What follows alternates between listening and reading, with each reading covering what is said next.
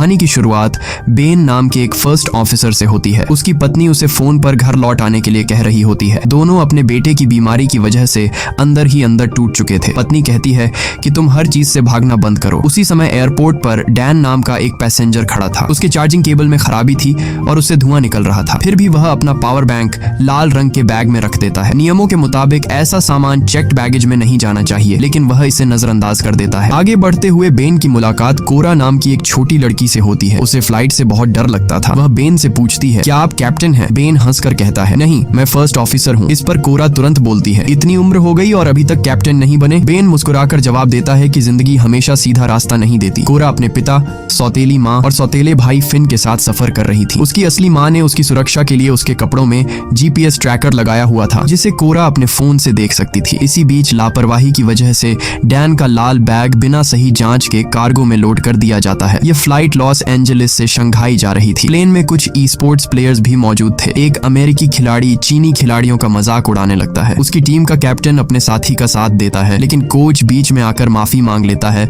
और मामला शांत कर देता है। इस फ्लाइट के कैप्टन का नाम रिचर्ड था। प्लेन उड़ान भरता है और तभी हमें पता चलता है कि बेन पहले एयरफोर्स में था। उसने अपने सीनियर ऑफिसर के खिलाफ हाथ उठा दिया था क्योंकि वह नियमों का सही पालन नहीं कर रहा था। इसी गलती की वजह से बेन अपनी नौकरी, पेंशन और सारे फायदे खो बैठा। अब वह एक छोटी एयरलाइन में फर्स्ट ऑफिसर की नौकरी कर रहा था। दूसरी तरफ स्पोर्ट्स प्लेयर लिली अपने कैप्टन सैम से पूछती है कि वह उसका लेटर पढ़ने से इतना डर क्यों रहा है। सैम कहता है कि वह डर नहीं रहा, बस चीन लौटने के बाद पढ़ेगा। फिर वह वॉशरूम की तरफ जाता है जहां उसने लिली के लेटर्स अपने फोन कवर में छिपा कर रखे हुए थे। इधर कोरा का पिता उसे समझाने की कोशिश करता है। वह कहता है कि कम से कम अपने भाई फिन के साथ थोड़ा अच्छा व्यवहार करो, लेकिन कोरा उसकी बात नहीं सुनती। उसे अपनी स्टेप मदर बिल्कुल पसंद नहीं थी। उसके पिता वॉशरूम चले जाते हैं और थोड़ी देर बाद उसकी स्टेप मदर भी उनके पीछे चली जाती है। उसी समय कार्गो में पड़ा खराब चार्जिंग केबल अचानक चिंगारियां छोड़ने लगता है और वहां आग लग जाती है। फिन को अपने माता पिता दिखाई नहीं देते तो वह कोरा से पूछता है कि वे कहाँ हैं। कोरा मजाक में कहती है कि वॉशरूम के पास एक पूल है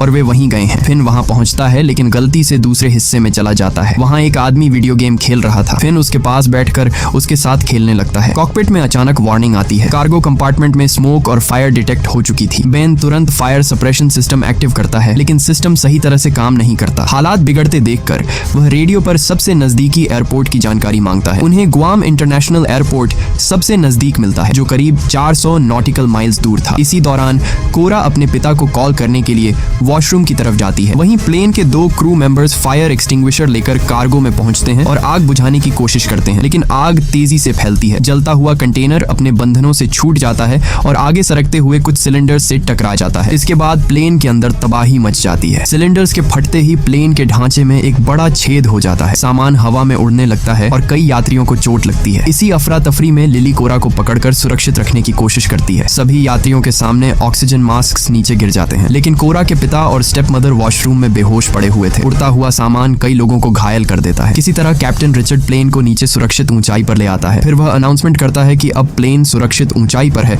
और लोग ऑक्सीजन मास्क हटा सकते हैं। इस बीच डैन अपनी सीट से उठकर वॉशरूम में चला जाता है। उधर सैम वॉशरूम से निकलकर जल्दी से लिली के पास पहुंचना चाहता है, लेकिन एक फ्लाइट अटेंडेंट उसे रोककर सीट पर बैठा देती है क्योंकि इस समय भागना खतरनाक था। डैन वॉशरूम में बैठकर स्मोकिंग करने लगता है। तभी कार्गो में लगी आग और ज्यादा फैल जाती है। जलता हुआ कंटेनर इंजन से टकरा जाता है। इंजन बुरी तरह फट जाता है और प्लेन के साइड में एक और बड़ा छेद हो जाता है। कुछ यात्री सीधे बाहर गिरने लगते हैं। स्थिति और भी खराब हो जाती है जब फ्लाइट कंट्रोल्स जवाब देना बंद कर देते हैं। उस समय प्लेन खुले समुद्र के ऊपर था। थोड़ी ही देर में दूसरा इंजन भी आग पकड़ लेता है। अब प्लेन की पावर और रेडियो कम्युनिकेशन दोनों खत्म हो जाते हैं। हालात हाथ से निकलते देख बेन तुरंत रैम एयर टरबाइन डिप्लॉय करता है। शुक्र है कि इससे प्लेन के जरूरी इंस्ट्रूमेंट्स दोबारा चालू हो जाते हैं और उन्हें उम्मीद की एक छोटी सी किरण दिखाई देती है। प्लेन में मौजूद कोरा अपने मम्मी पापा की तरफ भागने लगती है, लेकिन एक फ्लाइट अटेंडेंट उसे पकड़कर रोक लेती है। उधर कैप्टन रिचर्ड फैसला करता है कि अब प्लेन को समुद्र में उतारना ही पड़ेगा। वह बेन से कहता है कि तुरंत फ्यूल बाहर निकालना शुरू करो। फिर वह सभी यात्रियों को अनाउंसमेंट करके इम्पैक्ट के लिए तैयार रहने को कहता है। सभी लोग डर के मारे अपनी सीटों पर झुक जाते हैं, लेकिन प्लेन बहुत तेजी से नीचे जा रहा था। कॉकपिट में रिचर्ड और बेन लगातार बहस कर रहे थे कि इस हालत में लैंडिंग कैसे की जाए। बेन सलाह देता है कि प्लेन को मोड़कर समुद्र की लहरों के समानांतर उतारा जाए। दोनों मिलकर स्पीड कम करने की कोशिश करते हैं। रिचर्ड बेन से कहता है कि अपनी सीट पूरी पीछे करो और हार्नेस कसकर बांध लो। पूरा प्लेन चीखों से गूंज रहा था। अगले ही पल प्लेन जोरदार टक्कर के साथ समुद्र से टकरा जाता है। पानी पर फिसलते हुए वह नीचे मौजूद चट्टानों से टकराता है। टक्कर इतनी भयानक होती है कि एक पंख टूटकर अलग हो जाता है और पूरा प्लेन पलट जाता है। फिर वह दो हिस्सों में टूट जाता है। हर तरफ पानी भरने लगता है और कई लोग उसी टक्कर में अपनी जान गंवा देते हैं। कुछ समय बाद समुद्र में प्लेन के टूटे हुए हिस्से और लाशें तैरती नजर आती हैं। बचे हुए लोग मदद के लिए चिल्ला रहे थे। कॉकपिट में रिचर्ड बेहोश पड़ा था और पानी का दबाव लगातार कांच पर बढ़ रहा था। दूसरी तरफ फ्लाइट अटेंडेंट पेनी पूरे समय कोरा को पकड़े हुए थी। कोरा टूटे हुए प्लेन से बाहर का नजारा देखती है और समझती है कि प्लेन के 3 बड़े हिस्से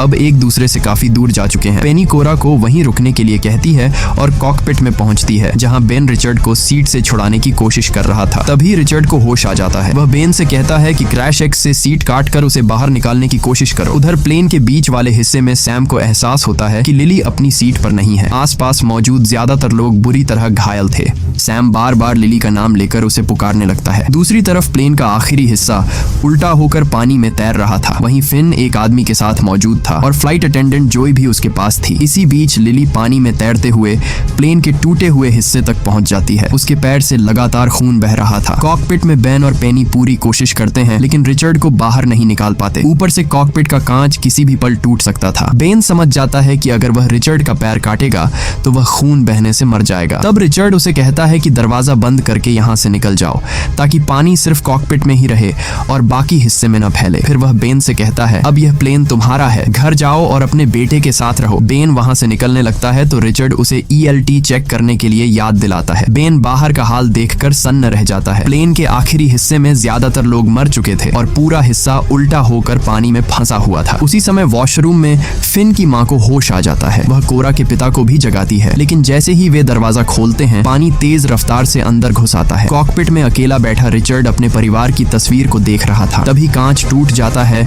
और समुद्र का पानी उसे भी अपने साथ ले जाता है। उधर आखिरी हिस्से में मौजूद एक बुजुर्ग महिला बेकी अभी भी जिंदा थी। उसे होश आ जाता है। सभी समझ जाते हैं कि पानी लगातार ऊपर आ रहा है, इसलिए उन्हें और ऊंची जगह पर जाना होगा। हर विमान में एक ELT यानी इमरजेंसी लोकेटर ट्रांसमीटर होता है। यह डिवाइस प्लेन की लोकेशन भेजती है। इस समय वह प्लेन के बीच वाले हिस्से में था। यह देखने के लिए कि वह अपने आप एक्टिव हुआ या नहीं, बेन को वहां तक तैर कर जाना पड़ता। बेन फैसला करता है कि वह खुद जाएगा। वह लाइफ राफ्ट पेनी और कोरा के पास छोड़ देता है, लेकिन पेनी कहती है कि कोरा पहले एक प्रोफेशनल स्विमर थी। कोरा भी साथ चलने की जिद करती है क्योंकि वह अपने मम्मी पापा और भाई को ढूंढना चाहती थी। पेनी उसे समझाती है कि यहीं रुको और अपने जूतों का ध्यान रखना। इतना कहकर वह खुद पानी में उतर जाती है। पेनी के जाते ही कोरा समुद्र में शार्क्स देख लेती है। वह जोर जोर से चिल्लाकर पेनी को चेतावनी देने लगती है, लेकिन पेनी उसकी बात सुन नहीं पाती। तभी बेन राफ्ट को पानी में उतारता है और दोनों पेनी की तरफ बढ़ने लगते हैं। दूसरी तरफ प्लेन के आखिरी हिस्से में फंसे लोग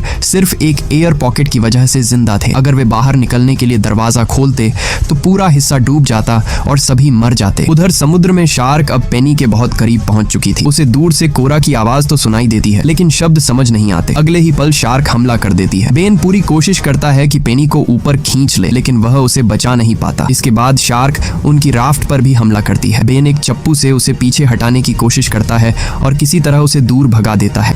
इसी दौरान प्लेन के बीच वाले हिस्से में मौजूद सभी लोग एक कोने में इकट्ठा हो जाते हैं। वजन एक तरफ आने से पूरा हिस्सा थोड़ा आगे खिसक जाता है। इसी बीच एक महिला फिसलकर पानी में गिर जाती है, लेकिन वह किसी तरह खुद को वापस ऊपर खींच लेती है। उधर उल्टे पड़े प्लेन वाले हिस्से में जोई मैट के घायल हाथ पर पट्टी बांध रही थी। सभी लोग मिलकर डरे हुए फिन को शांत करने की कोशिश करते हैं। दूसरी तरफ प्लेन के बीच वाले हिस्से में सैम सभी से कहता है कि कुछ लोगों को वापस पानी की तरफ जाना होगा। उनका हिस्सा एक कोरल रीफ के ऊपर अटका हुआ है और अगर वजन कम नहीं किया गया तो यह कभी भी खिसक सकता है। लेकिन अमेरिकन प्लेयर हच उसकी बात मानने से साफ मना कर देता है। दोनों के बीच फिर से बहस शुरू हो जाती है। यहाँ तक कि हच का कोच भी मानता है कि सैम सही कह रहा है। जेसी पानी वाली तरफ जाने के लिए तैयार हो जाता है, लेकिन हच अब भी अड़ा रहता है। उधर लिली जिस टूटे हुए हिस्से पर थी वह धीरे धीरे दूर बहने लगता है। घायल पैर के बावजूद उसे पानी में उतरकर तैरना पड़ता है। काफी मुश्किल के बाद वह मिड सेक्शन तक पहुंच जाती है। सैम उसे देखकर राहत की सांस लेता है और दोनों मिलते हैं, लेकिन तभी एक शार्क अचानक कोच पर हमला कर देती है। जेसी उसे बचाने की कोशिश करता है, मगर वह भी शार्क का शिकार बन जाता है। ये देखकर हच का गुस्सा फूट पड़ता है। वह सारी गलती सैम पर डालने लगता है और उसकी पिटाई शुरू कर देता है। तभी बेन वहां पहुंचता है और हच को खींचकर अलग कर देता है। उधर प्लेन के आखिरी हिस्से में जोई कहती है कि वह नीचे तैरकर बाहर निकलने का रास्ता ढूंढ सकती है, लेकिन मैट उसे रोक देता है। उसका हाथ टूटा हुआ था, फिर भी वह खुद जाने की जिद करता है। बेकी उसे मना करती है, मगर मैट नहीं मानता और एक हाथ के सहारे पानी में उतर जाता है। वह प्लेन के नीचे से रास्ता बनाते हुए आखिरकार सतह तक पहुंच जाता है। ऊपर आते ही वह जोर जोर से मदद के लिए चिल्लाने लगता है। तभी उसे कोरा के पिता दिखाई देते हैं, लेकिन अगले ही पल एक शार्क उन पर पर हमला कर देती है और उन्हें निगल जाती है। ये देखकर मैट दहशत में चीखने लगता है। वापस मिड सेक्शन में बेन सबको बताता है कि वे लोग सच में बहुत भाग्यशाली हैं। प्लेन में कुल 293 लोग थे, लेकिन अब उसे मुश्किल से 30 लोग ही जिंदा नजर आ रहे थे। यहाँ कुछ लाइफ राफ्ट भी मौजूद थी। बेन ELT यानी इमरजेंसी लोकेटर ट्रांसमीटर को ढूंढना शुरू करता है। उधर कोरा अब भी अपने पापा को ढूंढने में लगी हुई थी। आखिरकार बेन ELT चालू कर देता है और उसे पकड़ने के लिए डैन को दे देता है। तभी दूसरी तरफ एक शार्क कोरा की तरफ बढ़ती है और बेन दौड़कर उसकी जान बचा लेता है। लेकिन परेशानी यहीं खत्म नहीं होती। उनकी एक राफ्ट बहकर दूर चली जाती है और मिड सेक्शन में फिर से पानी भरने लगता है। इसी अफरा तफरी में डैन के हाथ से ELT छूटकर समुद्र में गिर जाता है। उधर सैम एक सूटकेस का सहारा लेकर अलग तैर रहा था। उसके साथ बेहोश पड़ा हच भी था। जब बेन डैन से ELT मांगता है तो डैन बताता है कि वह पानी में गिर चुका है। ऊपर से वह उल्टा बेन को ही सुनाने लगता है कि अगर वह इतना जरूरी था तो खुद पकड़ कर रखना चाहिए था। इसी दौरान कोरा दूर सैम को तैरते हुए देख लेती है। बेन समझ जाता है कि अब उन्हें भी बचाना पड़ेगा, लेकिन तभी चारों तरफ शार्क्स घूमती नजर आने लगती हैं। डैन वहां जाने से मना कर देता है। वह अपनी जान खतरे में नहीं डालना चाहता था। गुस्से में वह बेन को मुक्का भी मार देता है और कहता है कि यह सब उसी की गलती से हुआ है। लेकिन बेन भी उसे जवाब में मुक्का मारता है और साफ कह देता है कि वे लोग वहां जाएंगे और डैन भी उसके साथ आएगा। कुछ देर बाद बेन और डैन सैम और हज तक पहुंच जाते हैं। शार्क्स लगभग उन तक पहुंच चुकी थीं,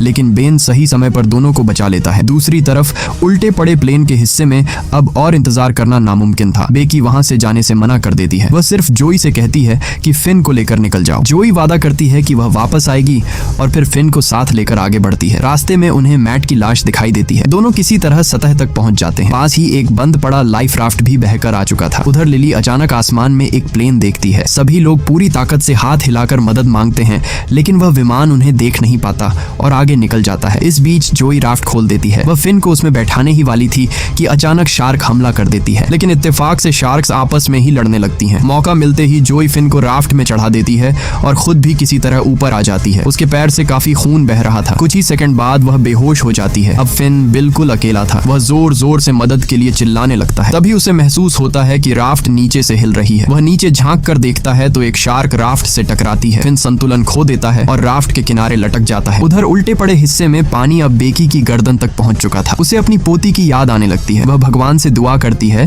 कि उसकी पोती की जिंदगी खुशियों से भरी रहे। उसी समय आसमान में एक हेलीकॉप्टर दिखाई देता है जो बचे हुए लोगों की तलाश कर रहा था। साथ ही एक चीनी फिशिंग शिप से भी संपर्क किया जाता है और उन्हें बताया जाता है कि पास में एक प्लेन क्रैश हुआ है, इसीलिए जितनी जल्दी हो सके बचाव के लिए पहुंचो। वहीं राफ्ट पर बैठे हज की नजर सैम पर पड़ती है, जो बार बार लिली को देख रहा था। हज उससे कहता है कि जाकर अपने दिल की बात बता दो, लेकिन सैम कहता है कि वह ऐसा नहीं कर सकता क्योंकि उनकी टीम का नियम है कि खिलाड़ी आपस में डेट नहीं कर सकते। इस पर हज हंसते हुए कहता है कि ऐसे नियमों की परवाह आखिर करता ही कौन है। अब तक कोरा को समझ आ चुका था कि उसके परिवार के लोग शायद अब इस दुनिया में नहीं बचे। उसे अपने पिता की बात याद आती है। उन्होंने कहा था कि फिन का ध्यान रखना, लेकिन वह ऐसा नहीं कर पाई। आखिर फिन अभी सिर्फ 7 साल का बच्चा था। बेन उसे दिलासा देता है और बताता है कि उसका बेटा भी 7 साल का ही है। फिर वह अपने बेटे की एक पुरानी फोटो कोरा को दिखाता है। तभी दूर से एक रेस्क्यू हेलीकॉप्टर उनकी तरफ आता दिखाई देता है। सभी लोगों के चेहरे पर उम्मीद लौट आती है। हेलीकॉप्टर से एक रेस्क्यू स्विमर नीचे उतारा जाता है, लेकिन बेन जोर जोर से चिल्लाने लगता है, नहीं नीचे मत आओ। मगर हेलीकॉप्टर में मौजूद लोग उसकी चेतावनी नहीं समझ पाते। जैसे ही स्विमर पानी में उतरती है, उसी पल एक शार्क उस पर हमला कर देती है। उसे तुरंत ऊपर खींचने की कोशिश की जाती है, लेकिन शार्क उछलकर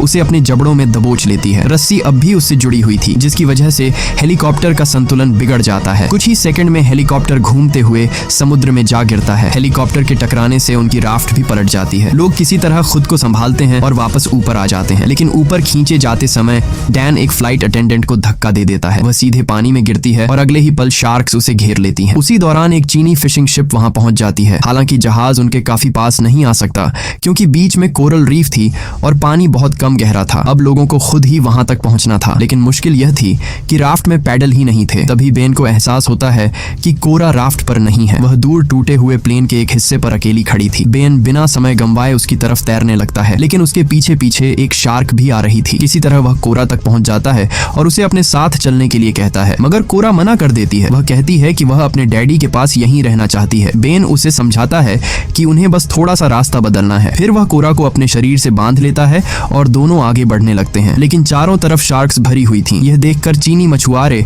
एक बड़ा फैसला लेते हैं। वे अपनी पकड़ी हुई सारी मछलियां समुद्र में फेंक देते हैं। मछलियों को देखकर शार्क्स का ध्यान उधर चला जाता है, लेकिन कुछ शार्क्स अब भी बेन और कोरा का पीछा कर रही थीं। तभी बेन अपनी फ्लेयर गन निकालता है और एक शार्क पर फायर कर देता है। इससे बाकी शार्क्स भी दिशा बदल देती हैं और मछलियों की तरफ चली जाती हैं। उधर डैन को पानी में तैरता हुआ सिगरेट का पैकेट दिखाई देता है। वह उसे उठा लेता है और राफ्ट के किनारे बैठकर आराम से सिगरेट पीने लगता है। लेकिन उसकी यह खुशी ज्यादा देर नहीं टिकती। अगले ही पल एक शार्क उस पर हमला कर देती है और उसे समुद्र में खींच ले जाती है। उसकी मौत पर किसी को खास फर्क नहीं पड़ता। आखिरकार बाकी सभी लोग सुरक्षित बचा लिए जाते हैं। इसके बाद सैम लिली से बात करता है। वह कहता है कि उसने उसका लेटर कभी नहीं पढ़ा और अब तो वह शायद समुद्र की गहराइयों में कहीं खो चुका होगा। लेकिन लिली मुस्कुराकर कहती है कि उसे पता है सैम ने वह लेटर पढ़ लिया था। वह सिर्फ नियमों की वजह से अपनी भावनाएं छुपा रहा था। यह सुनकर सैम धीरे से उसके माथे पर किस कर देता है। थोड़ी देर बाद बेन कोरा के पास आता है। तभी अचानक सभी लोगों के फोन में नेटवर्क आ जाता है। कोरा तुरंत बेन का फोन मांगती है और फिन के जीपीएस ट्रैकर की लोकेशन चेक करती है। लोकेशन मिलने के बाद सभी उस दिशा में बढ़ते हैं। वहां उन्हें एक राफ्ट दिखाई देती है जिसमें जोई बेहोश पड़ी हुई थी। कुछ ही देर बाद उसे होश आ जाता है। फिर वह अपने पास लेटे हुए फिन को दिखाती है। फिन को देखते ही कोरा की आंखों में खुशी के आंसू आ जाते हैं। दोनों भाई बहन एक दूसरे से मिलते हैं। कोरा उससे माफी मांगती है और उसे गले लगा लेती है। कहानी के आखिर में हमें पता चलता है कि बेन का बेटा कैंसर जैसी गंभीर बीमारी से लड़ रहा है। बेन अपनी पत्नी को फोन करता है, फिर अपने बेटे से बात करता है और कहता है मैं घर वापस आ रहा हूँ